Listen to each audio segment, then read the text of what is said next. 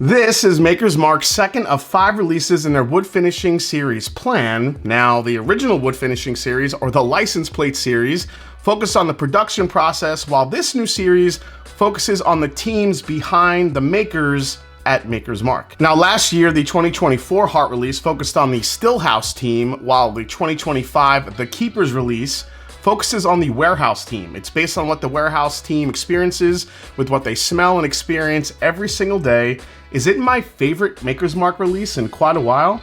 Stay tuned, it's the Mash and Drum.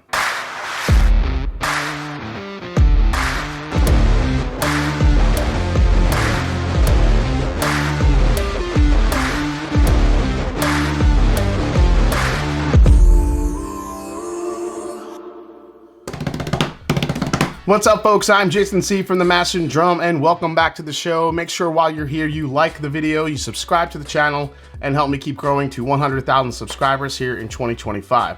Now, as you may know, the Maker's Mark Wood Finishing Series is a collection of one-of-a-kind expressions that use an innovative wood stave finishing technique to enhance distinctive characteristics already present in the brand's iconic bourbon. Now, the Keepers release, much like the others, aims to do the same. The Keepers release was born from a close collaboration with the Maker's Mark warehouse team and their collective sensory experiences each and every day in those warehouses. Now, the smells and flavors that they work with every day provided the inspiration to help craft and drive the flavor profile of this whiskey. Now, the Maker's Mark 2025, the Keepers release, Kentucky Straight Bourbon Whiskey, is bottled at 109.2 proof and is available now, sitting on shelves actually, for $74.99. Now, I have last year's 2024 Heart release here, and I also have the Lost recipe, which focused on the mocha staves, which we will compare it to. But first, let's dive into the 2025 Keepers release. Now, the finish here is 10 virgin oak staves that they utilize within the barrel to bring out more of those flavor nuances that the team was aiming for. So let's see what they got. Now, I'll admit, I'm not the biggest Maker's Mark fan, but a lot of times the flavors I'm picking up on the nose usually is a little bit off-putting. I kind of get like that sour milk note. I don't know if it comes from that limestone warehouse that they use. There's just a flavor in there that doesn't always agree with my palate. Now, this one, I'm not really getting a lot of it. I'm actually getting a ton of kind of oak spice, especially on the front of the nose here. It's very sweet. You can make a case for a little toasted marshmallow here. Really nice vanillas. Almost like a vanilla custard. I feel like I'm getting some nice baking spice here. A little bit of a nutmeg. Something a little bit peppery. Whether it's like a spicy tobacco or just kind of a black pepper, there's definitely something peppery here. I don't know, the nose to me is interesting because I'm not getting any of those off-putting flavors I normally get, at least for me, on Maker's Mark, so let's give it a try. I tell you what, this is nice. This is about my third pour of this one. It's gotten sweeter. It's gotten more interesting. That weedy, I'm not really sure how to describe it, just that limestone funk that I get from Maker's Mark isn't really that present. I think the sweetness and the 10 virgin oak staves really take over here. I think the warehouse team, I've been in a Maker's Mark warehouse, and it does smell very sweet and enticing in there. You do get a lot of the oak, you get a lot of you feel like the air is just kind of filled with wood sugars. And I feel like that's what you're getting in here, which is kind of interesting.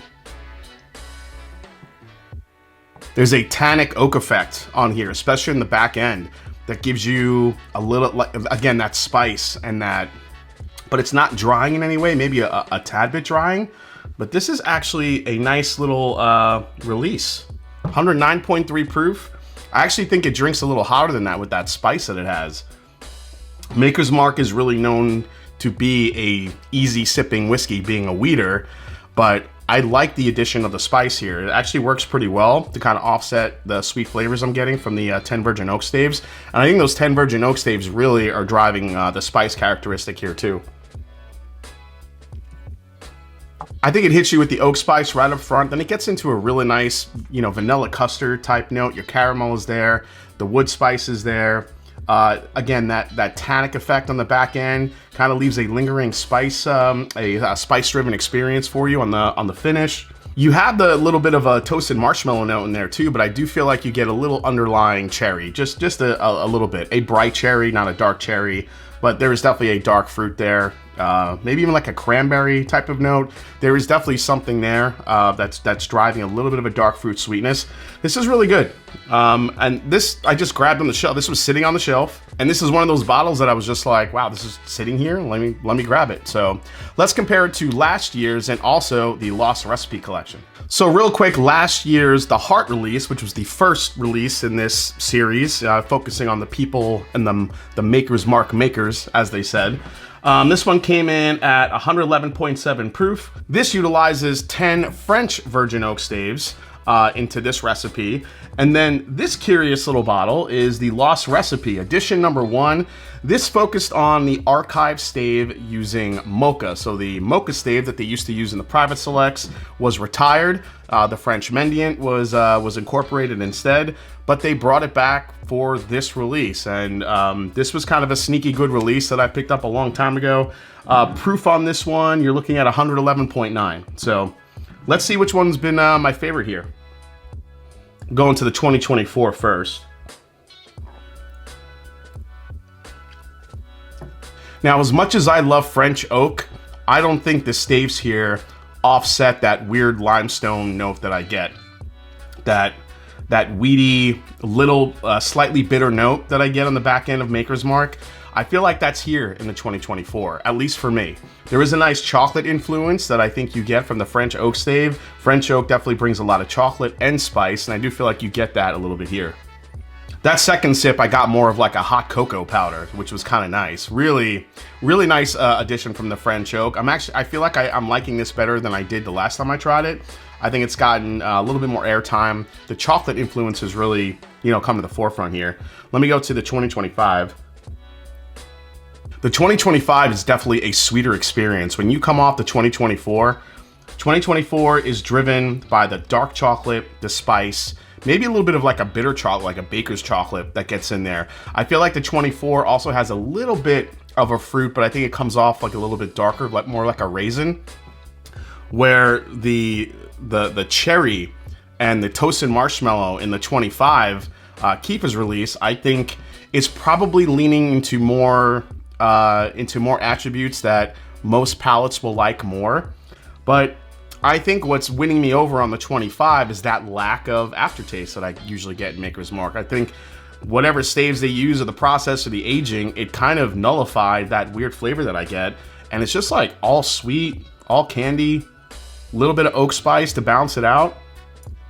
And that dark fruit note is starting to come more to the forefront too. I think I like the 25 over the 24 as much as I like French oak. It's just, I don't know, something about the Keeper's release that I really dig. All right, let's go to the mocha stave one. That coffee influence I'm picking up on here, a little bit of a coffee bean, smells really, really good. Oh man, that's my favorite. Here's the question though I have. This is edition 1, archive stave mocha. Do they have any other archive staves that they're not using or that they tried to use and maybe didn't use? Maybe they'll pull some staves from the old wood finishing series that maybe they haven't or aren't going to use again to use in this for the next edition. But the mocha one is just fantastic. This might be my favorite of the 3. Yeah, it's just so dark and delicious. I don't think it's as layered as actually the 2025 Keeper's release is. But man, the flavor that it has, that mocha flavor is just liquid chocolate, coffee, delicious. I just want to pour that on ice cream. All right, before we get to the final breakdown, let's hear about our question of the day. It's from Ben Singer 6783. He has a great question. If you owned a store, how would you handle allocations? This is a great question. It's one that I've constantly thought about. I think what I would do is actually do the lottery system. I think the lottery system is pretty fair. However, I think one thing that's sorely missed is if someone wins the lottery. Now, I'm obviously imagining I'm a huge store that gets a lot of different allocation each and every week or every month, whatever it may be. So my thing is that if you hit a lottery ticket, say your name gets pulled or your number gets pulled, you win the chance to buy that bottle. If you get that bottle, then I would probably be one of those stores that scans your license or takes down your name and all your information, get it in the system, and then you can't really get another bottle for maybe another month or maybe 2 months, depending on how many allocations I'm getting. So I would probably like to do some sort of lottery system with a waiting period if you hit on that bottle. And I would also probably do some fun, secret drops. I've seen some stores, you kind of hide bottles in the back of the shelf, see if you could find, the Eagle Rare, the Blanton's, or whatever it may be. Maybe there's one hidden in the store somewhere, and if you find it, it's yours. I always think there's some fun, creative things that you can do to release bottles that not enough liquor stores do, rather than just overcharge and keep it behind a glass case. All right, final breakdown on the Maker's Mark 2025 Keepers Release Kentucky Straight Bourbon Whiskey. Price for this one, $75. Secondary market value, these are not on the secondary market. I don't think really people are paying attention to this one, especially since I just walked in and found it on the shelf. Availability here is gonna be good. I mean, I think given the fact that I've walked into a few places and seen these laying around, I think you have a good shot of finding one of these. Value for this one, I'll say the value here is even. I don't really mind the price. Obviously, I feel like you can get the Maker's Mark 46 cask strength for a little bit cheaper. It's a different stage using the French oak, but $75 for a new release from Maker's Mark, it's generally where they stay. So I'll just say that the value here is even. The most I pay is gonna be retail, and as far as alternatives, maybe the Penelope toasted bourbons, maybe Elijah Craig toasted, or just any other toasted bourbon that maybe kind of piques your interest. However, if you want to stay in the Maker's Mark family, then I suggest you just look at, a Maker's Mark 46 cask strength. And recommend, is this a skip, try before you buy, or buy and back it up. At $75, if you like sweet whiskeys, if you like sweet bourbons with this toasted marshmallow profile, and you've had a little bit of maybe an aversion to Maker's Mark in the past, this is the bottle you're gonna wanna get. So for me, it's a buy. Anytime I could find a Maker's Mark that gets me out of the, making that face when I sip it, that's a good thing. So for me, this Maker's Mark is gonna be a buy at $75. It's a really nice sweet bourbon. If you're into Maker's Mark, if you like those sweet flavors, I do think there's some layers of flavor to be found. There's some dark fruit in there, that oak spice, a little tobacco. I think it hits a lot of different notes. It's not gonna have the longest finish in the world, but I think the flavors it does have for the price point is enough for me to say, go grab one. And I think given the fact that this was sitting on the shelf, you could probably find this pretty easily. All right, guys, well, thanks for watching this review on the Maker's Mark 2025 Keepers Release. Hope you enjoyed it. If you did, hit the subscribe button below. Please hit the like button, and if you haven't yet, find me on Instagram. Let me know down in the comments if you picked up this one yet, what you think about it. Is it one of your favorite Maker's Mark releases? Are you done with the Maker's Mark? Do you want them to do something different? And as I always say, it's not about the whiskey, it's the people you share it with. Cheers, and I'll see you next time right here on the Master and Drum. Cheers, folks.